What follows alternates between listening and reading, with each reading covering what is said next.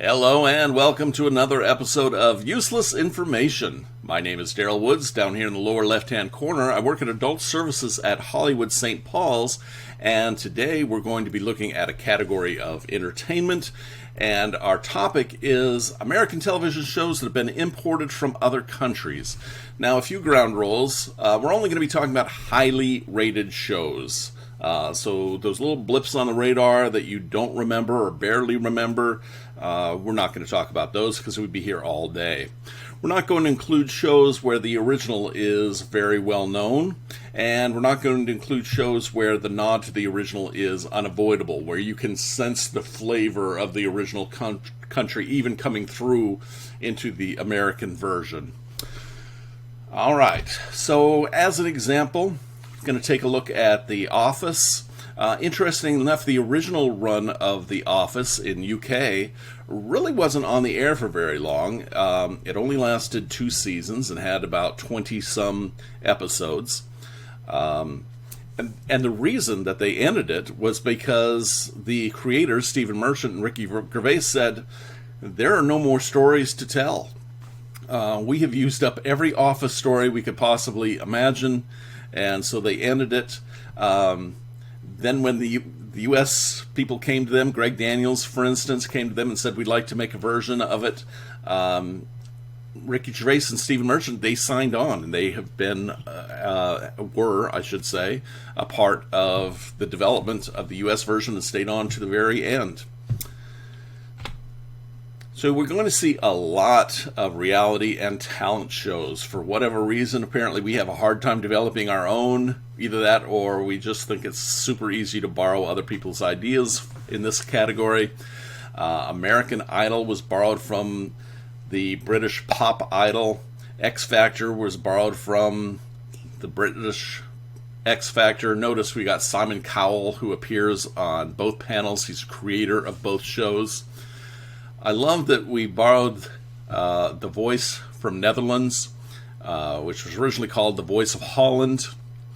And in typical American fashion, we just said, no, we're not going to call ourselves the voice of the United States, voice of America. We're just the voice, as if we were the originals. And you guys can be the voice of Holland. So we've also borrowed The Masked Singer, and it came from South Korea. It was the King of Masked Singer. And I will say this about our version of it. Our costumes are much, much better than the Korean versions, as you can see. The United States borrowed Dancing with the Stars from Britain, where it's called Strictly Come Dancing. And there are 2 or 3 of the panelists, the judges, that you can be found on both shows. Big Brother came to us from the Netherlands and is the same premise. Fear Factor came to us from the Netherlands. It was originally called Now or Neverland. Not a big hit in the Netherlands, even though Fear Factor was a huge hit here in the United States. Shark Tank came to us from Japan, where it was called The Tigers of Money.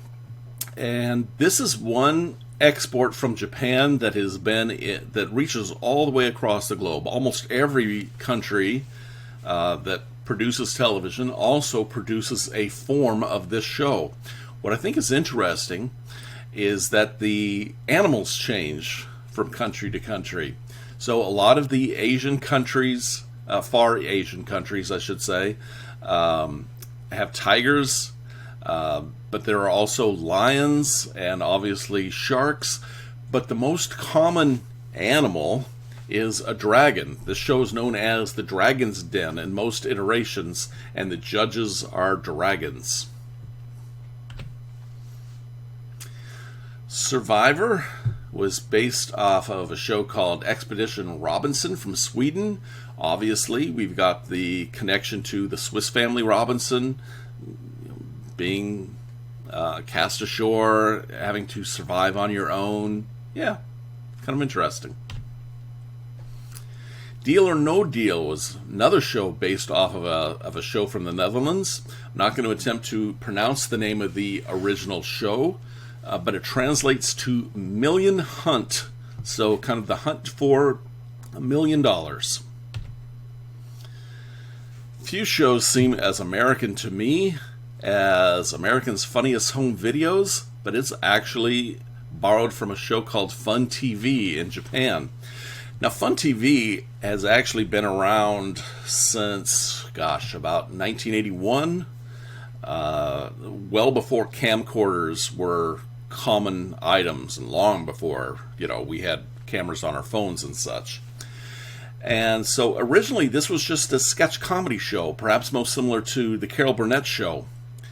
And then once home videos started to become a little more common, then they were integrated into the show, just like in between sketches every now and again.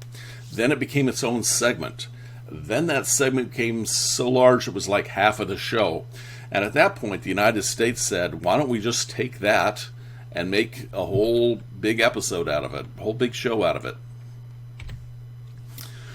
All in the Family was based off a British show, Till Death Do Us Part. And in both shows, we had a very conservative, older generation compete against a very liberal, younger generation. What's interesting that in both cases, the older conservative patriarch was created with the purpose of seeming like a racist, like a bigot. And yet, in both countries, was kind of embraced as somebody who was perhaps heroic, even though that was never the intention.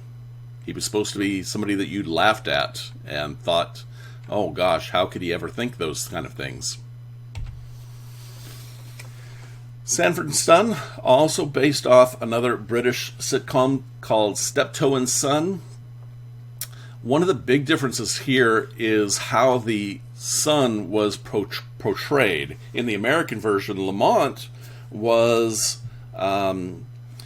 he was likable. He was somebody who showed some promise that you were like, oh gosh, he could really do something if he could step away from this garage, this junkyard, and step away from his mean father. But of course, he loves him too much. There is that love-hate relationship that exists in Steptoe and Son, except for the son, Alan, is just a complete loser. I mean, he's likable, and you're supposed to laugh at him, but he's just a schmuck. He's just somebody who fails at everything he does, and that's what we're supposed to laugh at. One of the reasons that he fails is that he puts himself into competition with his father so much. And his father is simply smarter. He's more savvy. And his father fights dirty. So there's a much more mean spirit to it than Sanford & Son. Three's Company, based off of Man About the House from Britain, another British sitcom. This one is so similar that they didn't even bother changing most of the names. The Ropers are the Ropers, and Chrissy is Chrissy, and yeah, most names are exactly the same. We do have Robin Tripp becomes Jack Tripper, but yeah, even Larry is the best friend in both of these shows, and the premise is exactly the same. There's very little difference. Eventually, the scripts start becoming quite different. But what's also interesting is that when Three's Company was nearing the end of its run, and they decided to spin off the show The Ropers, that was not a true spin-off, because even though it did have the characters in it, The Ropers was also based off of another British sitcom, instead of just spinning off the characters. Homeland was based off of Israel's Prisoners of War. One thing that's very significant here is that there are two victims. There are two former prisoners who come home instead of just one. And so that adds an extra dynamic because the two of them have experiences that only they can relate to. And so they have each other to confide in, and then also they have each other to kind of conspire with. So, Good Doctor comes to us from South Korea. Once again, premise is nearly identical,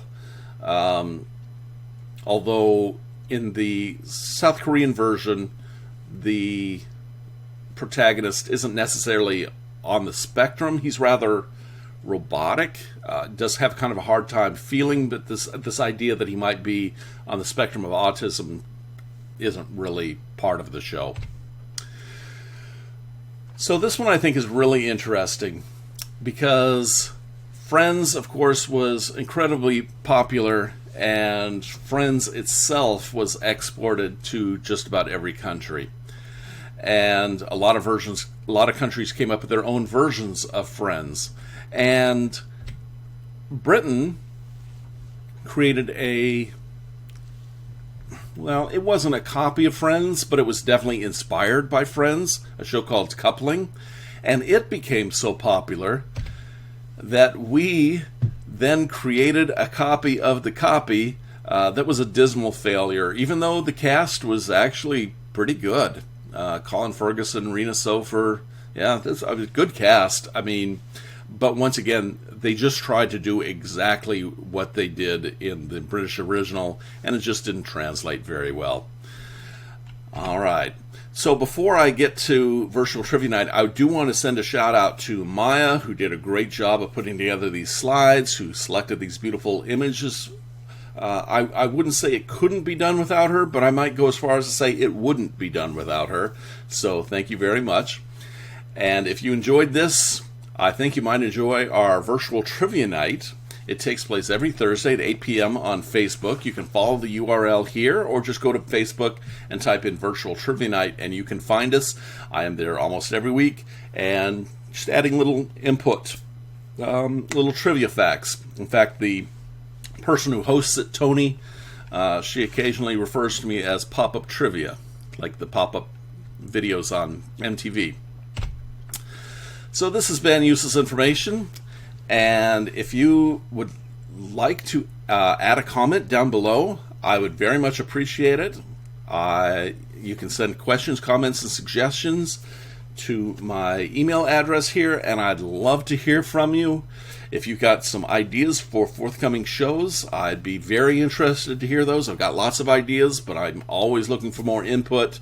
Any notes that you might have, I will definitely take a listen to. So until next time, thank you very much and have a great week.